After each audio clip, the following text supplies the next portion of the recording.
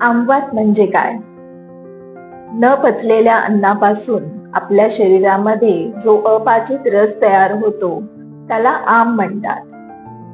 आणि हा आम जेव्हा आपल्या सांध्यांमध्ये जातो आणि त्याच्यामुळे जी सांधेदुखी निर्माण होते त्याला आमवात असे म्हणतात.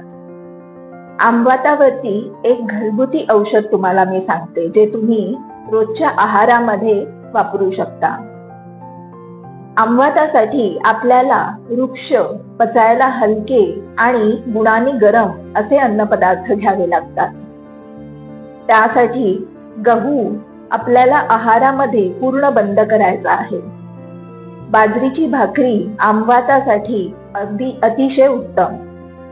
बाजरीची भाकरीला आपण एरंडेल तेल लावून खाऊ शकतो, किंवा आपण बाजरीचे पीठ जेव्हा मळतो तेव्हा त्याच्यामध्ये 2 चमचे एरंडेल तेल घालायचे, त्याची कणिक मळायची आणि मग त्याची भाकरी करायची.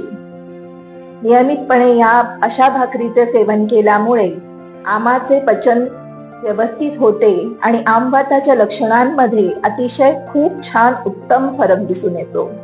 करून बघा. अधिक माहितीसाठी संपर्क साधू शकता. आयुर्टच Ayurvedic clinic and Panchakarma centre, Pune.